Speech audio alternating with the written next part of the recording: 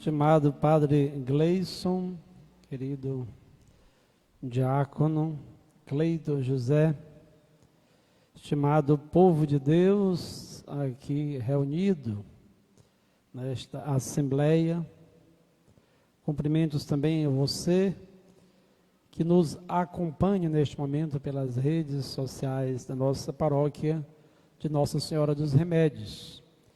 Hoje estamos no segundo domingo do tempo comum, um tempo que é longo, que é extenso, o tempo em que nós acompanhamos a vida pública de nosso Senhor Jesus Cristo, o seu apostolado, o seu trabalho missionário, tempo em que a igreja também nos oferece, através da liturgia da palavra, temáticas que são importantes para o nosso crescimento, a nossa evolução na fé. Hoje é providencial a temática da vocação. Deus chamou, Deus chama, Deus continua chamando. O chamado, porque vocação vem do verbo vocare, chamado que Deus faz, e o chamado que está intimamente ligado também a um discernimento que nós devemos fazer. Por que que Deus nos chama? O que Deus quer de nós? A vocação está sempre atrelada a uma missão. Não é por acaso que Deus nos chama. Deus nos chama porque quer nos dar uma incumbência. Deus chama, mas nem sempre nós estamos aptos para entender aquilo que Deus quer de nós. Como foi no caso da primeira leitura, o pequeno Samuel não era ainda capaz de entender. Deus chamava, Samuel, Samuel. E ele pensava, você é Eli, que chamava por seu nome. Depois de 3 vezes ouvindo o nome dele, é que Eli vai dizer a ele, vai, no próximo chamado tu vais dizer, fala Senhor, que o teu servo escuta, fala Senhor, que o teu servo escuta. O chamado de Deus nem sempre é escutado por nós no tempo de hoje. Há muitos chamados, há muitas vozes, há muitos ruídos neste mundo que nos atrapalham, que nos impedem de estarmos ouvindo a voz de Deus. Mas eu quero colocar aqui pelo menos 5 elementos, ou 5 chaves que poderão nos ajudar para que possamos escutar ou continuar a escutar o chamado de Deus nas nossas vidas. Como sempre falamos, a vocação não se restringe à vida religiosa ou ao chamado para sermos sacerdotes ou religiosos. Cada um de nós tem uma vocação a sermos bons cristãos e exercermos os trabalhos, os serviços, os ministérios também na nossa comunidade. E a primeira chave é lembrar que a vocação se dá através da vida de oração. E a oração não pode ser um monólogo.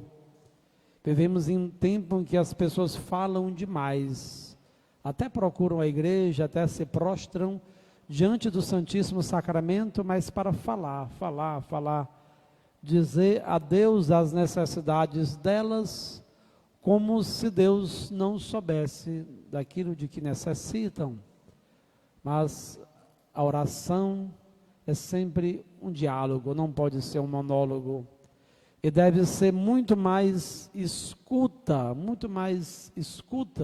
do que verbosidade, do que falatório, do que oratória, do que nós queremos impor a Deus aquilo que Ele deve fazer na nossa vida. A oração se dá nesse momento de escuta.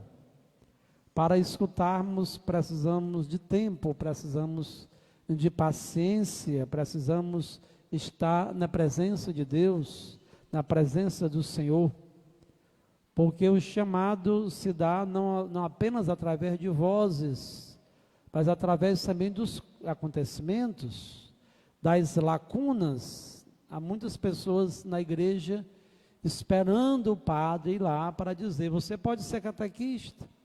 Dentro daquela pessoa talvez já exista aquele desejo de ser catequista, mas porque o padre não convidou, porque uma religiosa não convidou, as pessoas preferem ficar no seu anonimato, não são capazes de responder aquilo que Deus quer, ao chamado que Deus faz.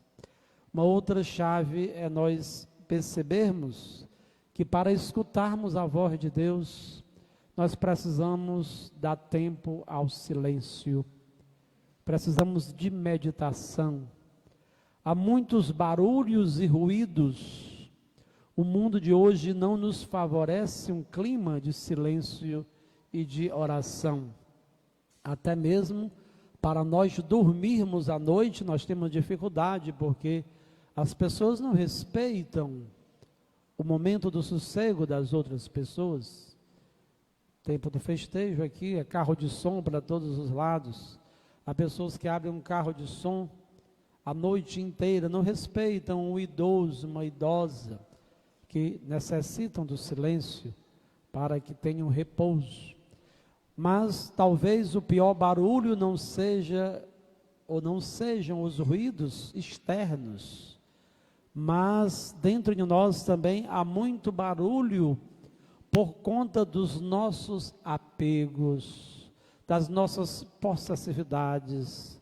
Quando o nosso coração está dividido e nós não priorizamos o serviço a Deus, o amor a Deus, estamos apegados demasiadamente aos bens materiais, às nossas vaidades, às nossas paixões mundanas, às pessoas que estão próximas a nós. E quando estamos escravizadas diante desses apegos, desses ruídos interiores, nós não damos tempo a Deus.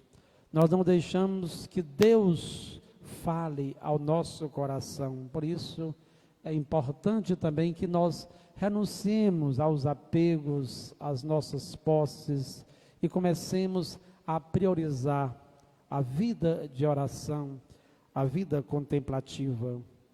Precisamos também, na terceira chave que eu quero explorar, precisamos de pessoas que nos ajudem, precisamos de mestres de oração. Hoje a IVC inaugura um termo importante para nós, a iniciação à vida cristã, que é a presença dos introdutores. Foram aquelas pessoas escolhidas por Deus, para que seja uma ponte e elas também nos conduzam a nosso Senhor Jesus Cristo, a igreja, a vida da graça, a vida sacramental. 2 ou 3 personagens nestas leituras de hoje fazem este papel de serem mestres que nos conduzem a Deus. O sacerdote Eli auxilia o jovem Samuel.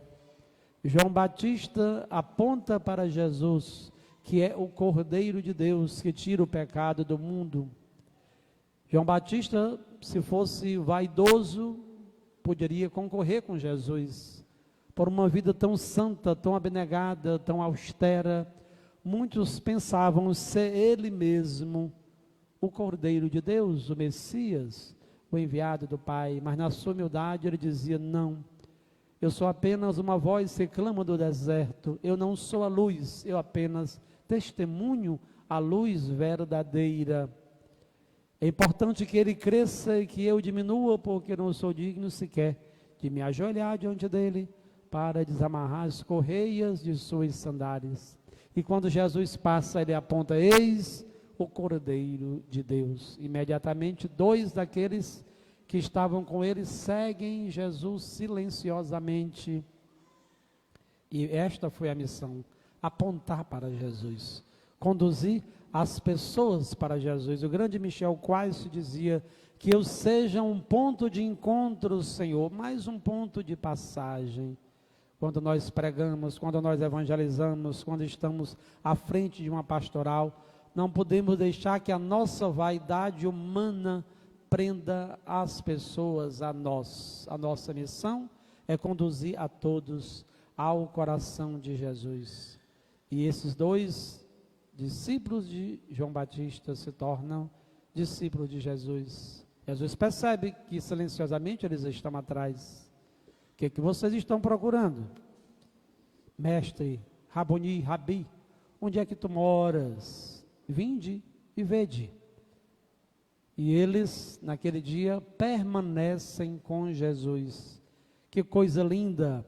A vocação, o chamado, a missão que Deus nos dá é para que conduzamos as pessoas para que estejam com Jesus, para que façam a experiência do encontro com o nosso Salvador. E o encantamento é tão grande que André vai falar com o seu irmão, com Simão.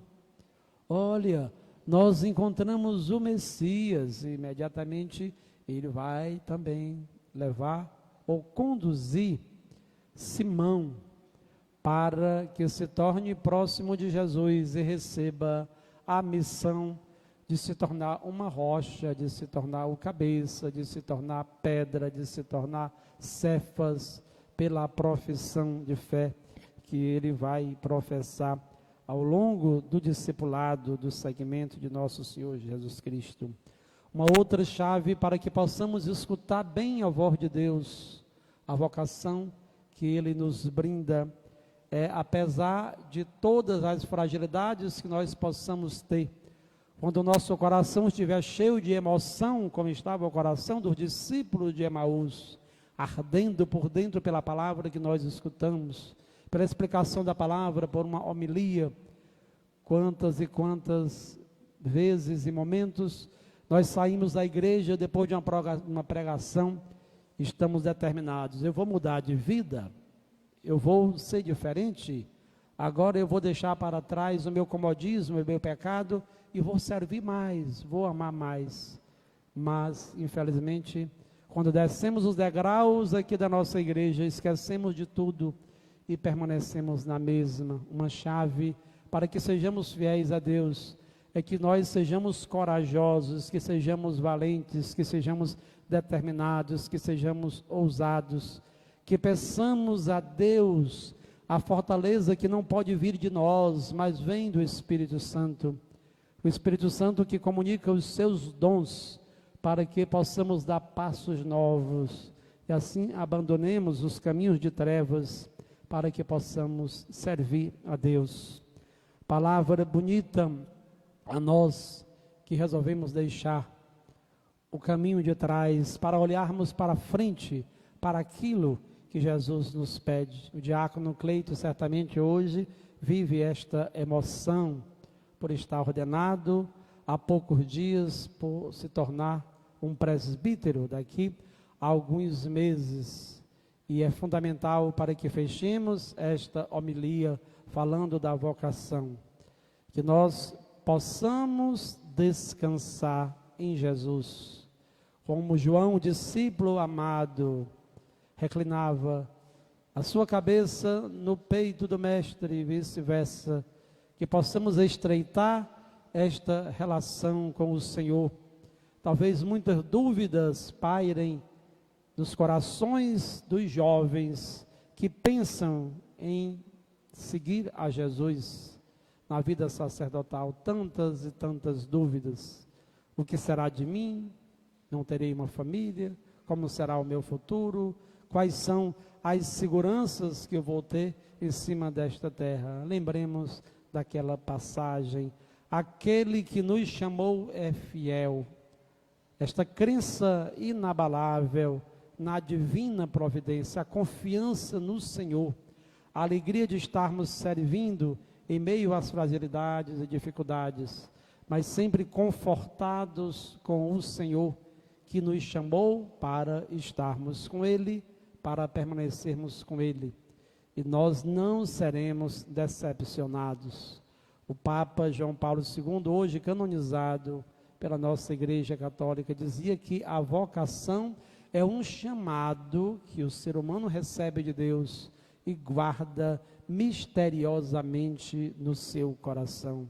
Que o Senhor nos ajude, que o Senhor fortaleça nosso querido diácono Cleito, para que possa dar prosseguimento aqui no Buriti, auxiliado por todos nós, como disse, a provisão pelo pároco e pelo povo de Deus, para que ele continue sempre dando o seu sim ao nosso Salvador, aquele que é fiel, que o chamou, e como Samuel, ele possa dizer sempre: fala, Senhor, que o teu servo escuta. Louvado seja o nome de nosso Senhor Jesus Cristo. Para sempre seja louvado. Professemos a nossa fé.